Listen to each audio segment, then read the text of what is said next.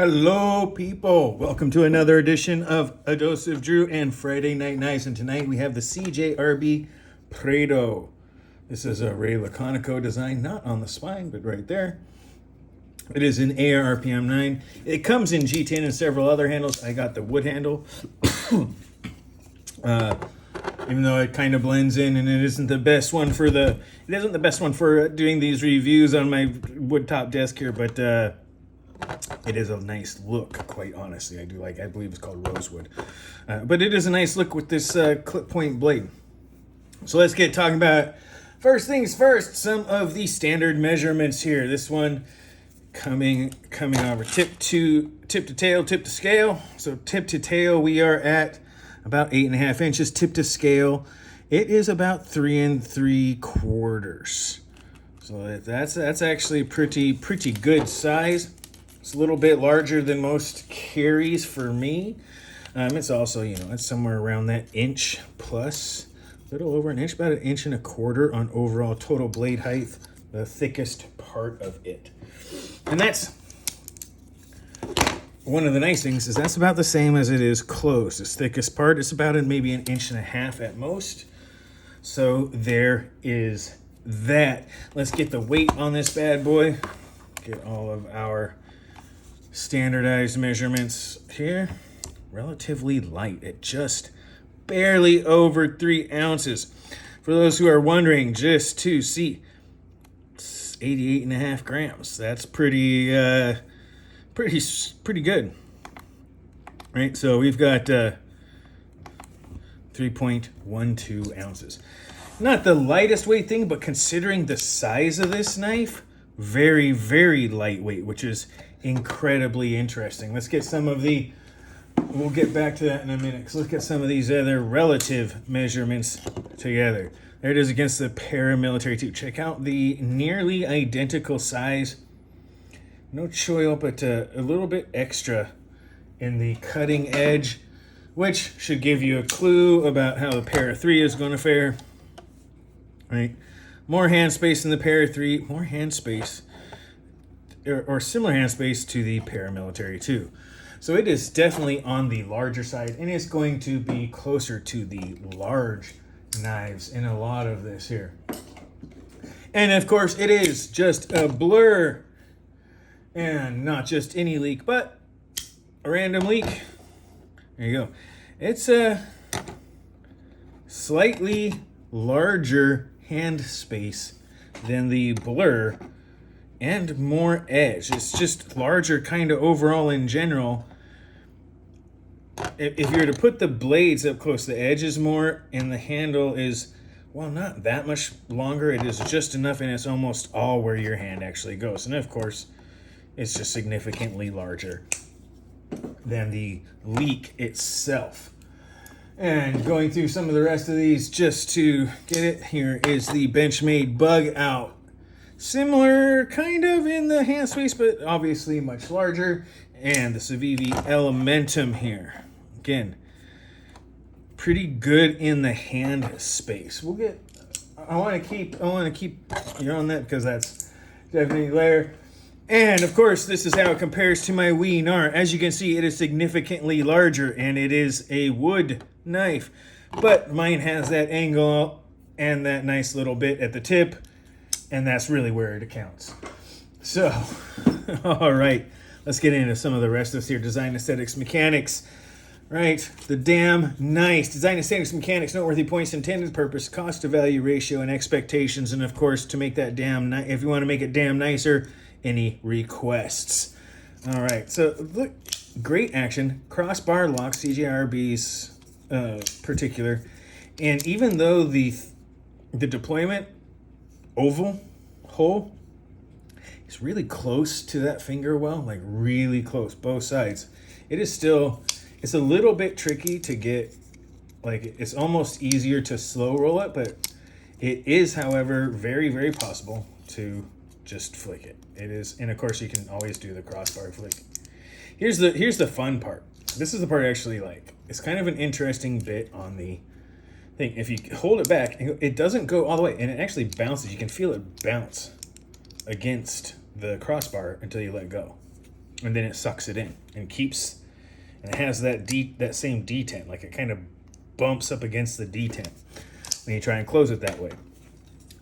High flat saber grind on a clip point, which is an interesting bit. Extreme. Let me see if I can extreme. There you can see. Just let me see if I can get that light in there again. You know what? How about we just shine a light? That might get, maybe this way. See, there we go. You see the extreme. It is just trusses. It's like a bridge in there with a edge, you know, with a rim. It is it's not weight reduced. It is as skeletonized as you can pretty much make it, like a bridge. It is essentially the edges, the rim is a truss, and then there's triangular cutouts that make these just really, I wish I gotta get more light in there. Get these really thin bars. That's what contributes to such a large knife, with just the ridiculous weight reduction, with the low weight and, you know, extreme weight reduction. Has these little lips that go up to the standoffs. Okay. Hidden lanyard right there, right? It spins. It's got, there we go. There you can see the lanyard hole, right? So you've got this little hidden lanyard point. That's nice. These standoffs are small on the back, folded over clip. Incredible stuff. And one other small bit. This is curved. This is a curved clip point. That clip isn't straight, though this one might be. Yeah, this one's looking pretty straight. You know, I could be off. Yeah, tiniest bit of curve when I put it on the table. That's going to be hard to see, but can't see it. Try and figure out a way that I can make this visible for folks here. See if that will show through there. Did that show through? You can see the table below there. Maybe it'll show up on camera. Let me see if I can't get this right. If you can see. There you go. Then you can see my fingers back there. So there's a curve up and a curve down, which is nice. It's a little bit different than a lot of other clip points where it is straight, and it gives it a little bit of a ramp feature. Very comfortable in the saber grip. The choke back is nice. The balance point is right about the crossbar. Right, so there's a lot there. There is a bit of a choke up. It would be kind of nice if this wasn't quite so, like, there's not a real good reason to have this so prominent right there, other than to have it be about this prominent right there. Off camera for a minute. Sorry about that, guys. You know, other than this square part right here and keeping it from being cut, there's really not a lot of reason to have that extra. It's an interesting design. Aesthetically, it looks really cool, but I kind of think that it could have been almost rolled out to give you a slight different choke point or choil type stuff. But you can still choke up. There's still enough room with the choil there. You can still definitely choke up on it. Definitely. It's not so much, not so good on the pinch. If you stay on the handle, it's okay. And there's plenty of room to stay back. But it really is kind of, there's this extra bit of the handle that's really hard to use unless you kind of choke up in a slight saber grip. Not necessarily bad, but it is limiting, and it is not my most favorite. It's, you know, there's no real easy way to get it close to unless you do the finger on top. It's just, it doesn't lend itself well to doing anything like this, right? You have to, there's no way to get knuckle clearance. You're looking at that belly or farther forward to get knuckle clearance. So that is something. Not everyone's going to care, and that's all right, but at least you're informed that that's how it is. Nice, clean on the aesthetics. We got the two screws and the pivot, as well as the crossbar. The bent deep carry pocket clip, standard CJRB style. Not too bad. And I got to tell you, there is something about a curved clip, this light curve to the clip point, that just lends itself to some pretty dashing good looks. It's really nice to look at. I'm not going to lie. It's a very good looking knife. And the mechanics are pretty hard to fault. Like, if you don't hold on to the crossbar lock, it is absolutely just completely predictable in all the best ways. It's smooth. You can stop it right as it falls just by letting go. And if you hold on to it back, it bounces, right? It doesn't actually go in because the spring in the design provides that positive detent. So it sucks it back in. It has a positive detent that pulls it back in. As someone who lives in California, that's nice to have on here. Noteworthy points on this thing. Again, mechanics, just about flawless. I'm going to give a couple points on here on the mechanics because I kind of forgot to do this on the earlier measurement, so here we go. It's a little under 1/8 of an inch. It's about 3 millimeters. Now here's the other thing. This thing is, as I have been using it, I want to say this thing is incredibly thin behind the edge.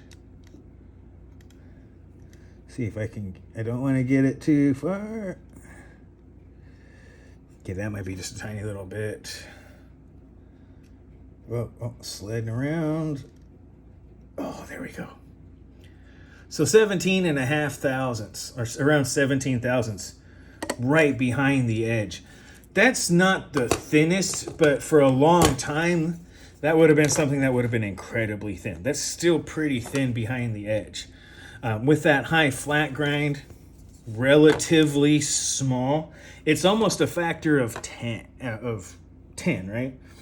0.122 inches and 0.17 is almost a factor of 10 from there to there. So that's pretty interesting. I think from the actual blaze stock thickness to the thickness behind the edge. That's pretty good. It's a little bit less. It's about 1/8. It's about a 1 to 8 from thickness. This is about 8 times thicker at the spine than it is at the edge.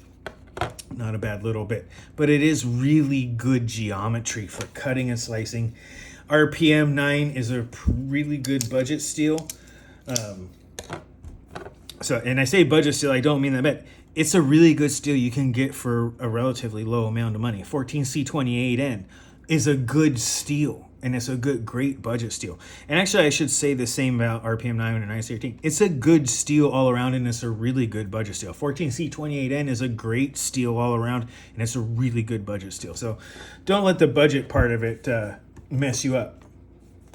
So that's, very, very good design. And that's actually one of the noteworthy points. I am a fan of Ray Laconico's design language. He keeps things simple, generally speaking. They're very, very easy to use. This isn't my favorite of his ergonomic ones, but it's not bad. Like I said, it's just not my favorite. Several Laconico designs. CJRB Echo is another one of my favorites where he kind of has this sort of choil area. This one's, an Echo is just a little bit smaller. So there's several of his designs that are out there. I didn't dig out of some of my more secure storage. Some of I actually have one of his customs as well that I got at a blade show. Again, a fan. To me, Ray Laconico is a noteworthy point, right? The other thing is that this is a pretty decently priced. Even though there is a designer on it and everybody needs to get their cut, nobody works for free. That's understandable. If you do work, you should be paid for it. And so, there's not too much of a jump in price because of the designer name, and that's a really good thing to see. And that really brings me to the intended purpose. It's intended to be nice, but Ray Laconico tends to make really good EDC knives. The lightweight, the clip point high saber grind with a long edge, lots of space, lots of room to maneuver.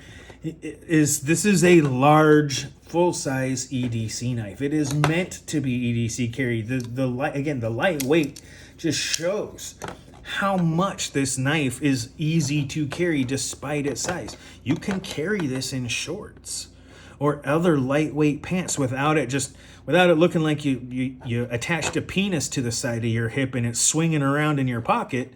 It can actually be relatively unobtrusive. Some people might see it, but it's slim enough, it's light enough that it can be in your pocket and not have too many issues. So there's a lot to be said for that as an EDC. I think that's its intended purpose. Of course, it's supposed to look good, right? There's different colors. Ray Laconico tends to make his knives look good. It's really hard to think of much else. And cost to value ratio, look, there's so many things out here. I just pulled one out. You're talking about things like Bostede, things like the own Echo. I'm just going CJRB only here. The Pyrite. Again, we're talking similar steels. They're similarly priced. But if you're one of those people who's like, I don't want that small of a knife. I want a bigger knife. My hands are larger, my knees are bigger, or just I have a larger grip, I have a larger hand size, and I need a little bit more room, but I like the lightweight and low cost of those other designs while still maintaining really good knife design. This is that knife, and that actually brings it to a really unusual cost to value proposition. Because a lot of the other ones, in order to get there, you kind of reduce a little bit of materials, it's a little bit less time and all that other stuff. A really true budget banger that's full size, it can be hard to come by, right? There's a few out there that are really not so much CJRB. Even like here, the Civivi Riffle doesn't have the same hand, is similar in size, doesn't have the same hand space. Civivi Conspirator, it's actually not as big, doesn't have the same hand space, has a lot of good things going for it, but it's not the same large knife.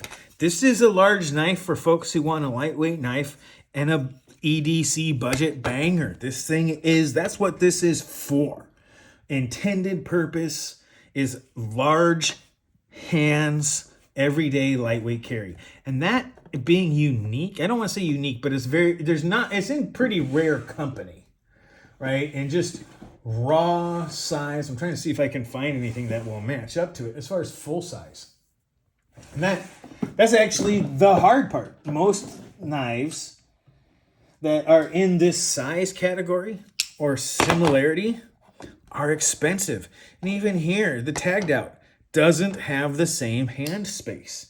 It just really is. If you're someone who has slightly larger than average hands or bigger, then this is really a great EDC knife for you.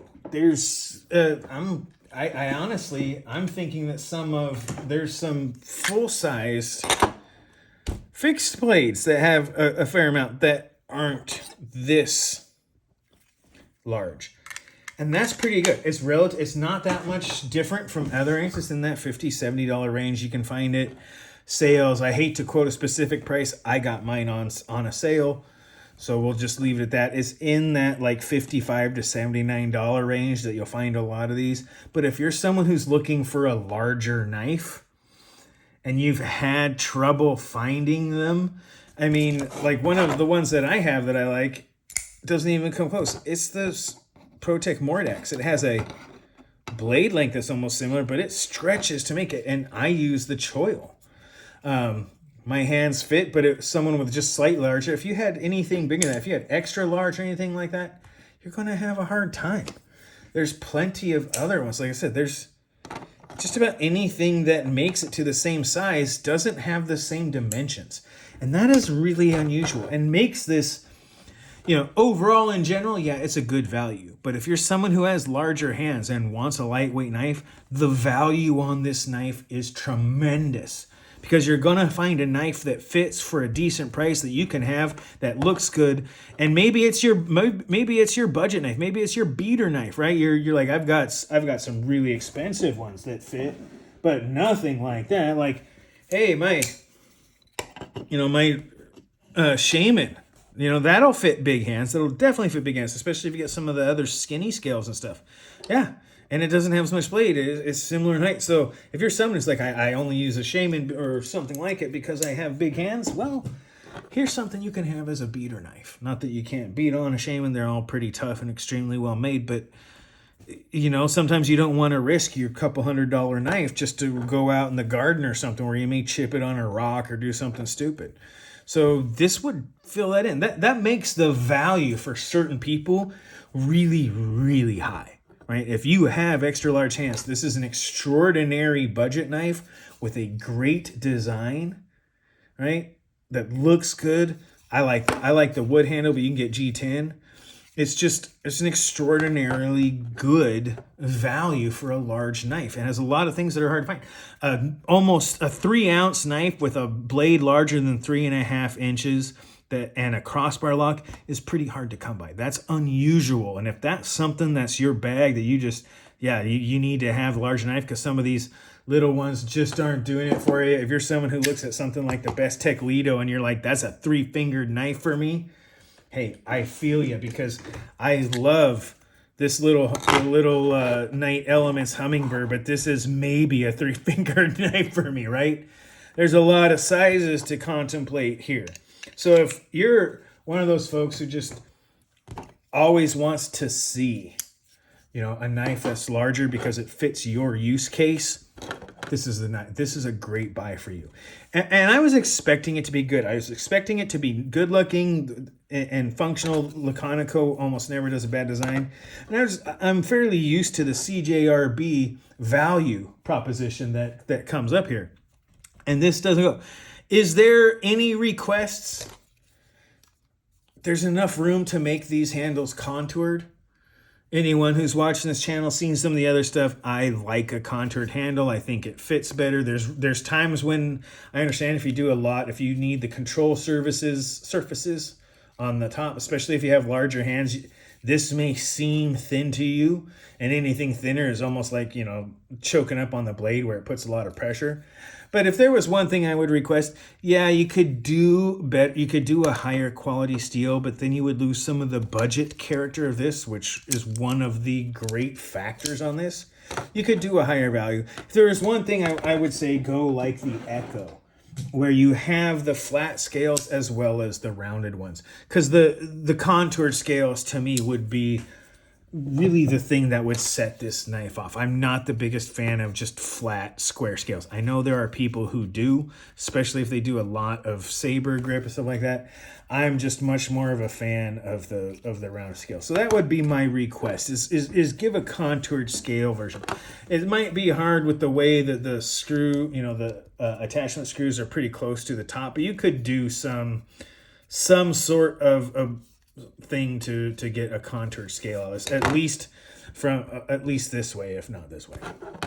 The one request I would have, but that's it. This is for in general. I'm going to give this one about an 88 in value, because there's a lot of other great knives, as I just showed, that have similar value that may fit. But if you have extra large hands, or even, again, just maybe slightly larger than average, the value goes up to like 95 to 97. There's just so few knives that pull off what this one does, both with size, weight, design, and execution of that design, that it really boosts the value for that particular group. And that's one of the things about this knife that I really do like, is it is unusual in how much space. It feels like a bigger knife in my hand. It feels like a big kitchen knife or something. It's got plenty of room for me to maneuver. I feel like I could do just about any grip, and there's more knife here than I need in my hand, and that's fantastic. So the CJRB Prado, whatever you want, however you pronounce it, that's what this is. And a high value knife, especially for those with larger hands, or those who just like the larger knives where you have the 3.5 inch plus. Very, very good. It's not one that I can carry around where I live, which is almost sad, because it is carryable at this lightweight. I live in an area where 3.5 inches is the largest you can carry. There's nothing about having it in your home, but it's the largest you can carry. So, I have this and it's fantastic. I have to admit, I have carried this around like down to the garbage bins and stuff in order to test it, make some cuts and all that stuff. There was a little bit that I wanted to complain about, where the blade didn't cut super well right out of the box. Very unusual for CJRB. I just want to put this out here for full disclosure. But I did strop it on some 3 micron diamond strop. 3 strokes per side, just alternating sides. 1, 2, 2, 3, 3. Took care of everything. For whatever reason, there was a slight burr on this blade. Right? This is not. I better grab a dry piece of paper. I'm gonna make myself look bad here. There we go. Right. Now it cuts great. Now it is very, very smooth. Very, very nice. It does its job well. So just to put that out there, it's very unusual. It is the first knife from CJRB I've ever had where it had a burr just kind of on the blade from the factory. I don't blame CJRB unless it starts to be something that I see in like reviews and such. I don't blame them for it. There's always going to be a few that come out that pass QC. It just wasn't that great. And then a couple of strops and it cut much more like a factory edge and what I'm used to. So that was a thing. I didn't really try and sharpen it. I just literally pulled a burr that had came from the factory off of that edge, and it has worked great since. Have not had to sharpen it or do anything else ever since. I put paper all over it. So full disclosure on that. But that's really all there is. This thing is, it's a package piercer. It has that nice clip point tip that is both robust and acute. And it is a shrink wrap slicer. You can get lots of control on this. It has the ability to choke up and do it.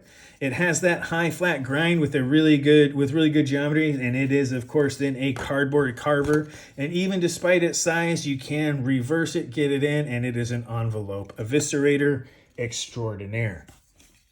So with all that being said, again, 88 for just regular, 95 for those with large hands. There might be other knives out there, but this is, if you have a hard time finding knives that fit, that are folding knives, that are a decent price, check out the CJRB Prado, because that one's going to have a lot for you if you have those extra large hands. But I'm going to go ahead and end it there because there's really not much else to say. It's a great design, Ray Laconico. Aesthetics are great, mechanics are good. It's noteworthy points are everything I've just gone over. The fact that it spins when I hit it like that and doesn't really screw up the video.